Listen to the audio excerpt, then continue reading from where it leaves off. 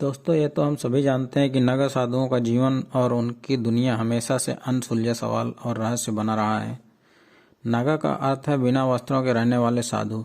इसके अलावा नागा से तात्पर्य एक युवा बहादुर सैनिक से भी है। नागा साधुओं से जुड़े रहस्यों को आम लोगों ने जितना भी समझने की कोशिश की है, यह उतना ही उलझा हुआ सवाल बनता गया है। आज हम आपको नागा साधुओं के जीवन और दुनिया से जुड़े इन रहस्यमय अनसुलझे रोचक तथ्यों के बारे में बताएंगे। तो चलिए जानें इन रोचक तथ्यों के बारे में।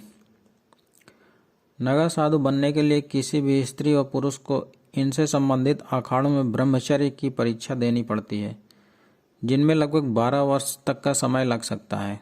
संतों के 13 अखाड़ों में 7 सन्यासी अखाड़े ही नागा साधु बनाते हैं, जिनके नाम हैं जूना अखाड़ा, महानिर्वाणी अखाड़ा, निरंजनी अखाड़ा, अटल अखाड़ा, अग्नि अखाड़ा, आनंद अखाड़ा और आवाहन अखाड़ा। भारत में अब तक दूसरे देशों से आई कई स्त्रियों ने नागा साधु की दीक्षा लेने में बहुत रुचि दिखाई है। नागा साधु बनने के लिए किसी भी स्त्री और पुरुष को अपने पूरे बालों को काटकर 108 बार गंगा जी में डुबकी लगाकर 5 गुरुओं से शिक्षा लेनी पड़ती है। किसी भी स्त्री और पुरुष नागा साधु बनने से पहले खुद का कर्म कांड और पिंड दान करके पूरे परिवार और समाज के मोह माया और बंधनों से मुक्त होने के रिवाज को पूरा करना पड़ता है। नागा साधु हमेशा से ही एकांतवास पूरे समाज और दुनिया से अलग रहते हैं और सिर्फ वार्षिक कुंभ मेले में स्नान के लिए नजर आते हैं और फिर बड़े ही रहस्यमयी तरीके से आम लोगों की नज़र से रातों रात गायब हो जाते हैं। नागा साधुओं में महिला नागा साधु को नग्न रहने की अनुमति नहीं होती है। वहीं पुरुष नागा साधु को उसकी इच्छा अनुसार गेरुए रंग का सिर्फ एक वस्त्र पहनने की अनुमति होती है।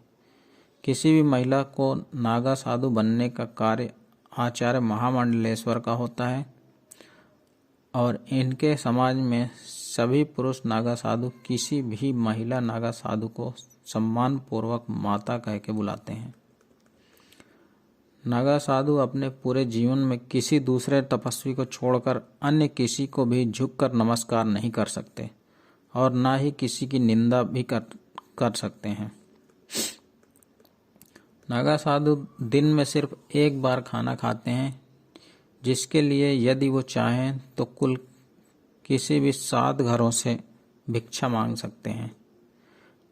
नागा साधु जीवन भर जमीन पर सोते हैं और किसी भी खटिया, चारपाई या गद्दी का उपयोग अपने सोने के लिए नहीं कर सकते हैं। सभी नागा साधुओं की शिक्षा किसी योद्धा की तरह होती है, जिसके कारण वो पारंपरिक युद्ध कला में माहिर होते हैं और हमेशा अपने साथ तलवार, फरसा या त्रिशूल लेकर चलते हैं। हर एक नागा साधु के लिए कुछ नियमों का पालन करना हमेशा अनिवार्य होता है, जैसे कि रोज सुबह स्नान करने के बाद सबसे पहले शरीर पर भस्म और रुद्राक्ष धारण करना होता है, माथे पर एक जैसा ही तिलक लगाना और अपने पास एक चिमटा हमेशा रखना, जो कि उनके व्यक्तित्व का अहम हिस्सा होता है। नागा साधु अपने कठोर अनुशासन और 3 प्रकार के योग के कारण ही भयंकर ठंड और सर्दी में हिमालयों के जंगलों और ऊंची गुफाओं में निवास करते हैं। ऐसी मान्यता है कि नागा साधुओं की शुरुआत त्रेता युग में भगवान दत्तात्रेय द्वारा की गई थी, लेकिन हिंदू हितों की रक्षा के लिए इनको कड़े नियमों का पालन करने की सीख आदि गुरु शंकराचार्य द्वारा दी गई थी। दोस्तों, यदि आपको यह वीडियो अच्छी लगी हो तो कृपया कमेंट करके बताएं तथा वीडियो को लाइक करें और चैनल को सब्सक्राइब करना ना भूलें। धन्यवाद। जय हिंद।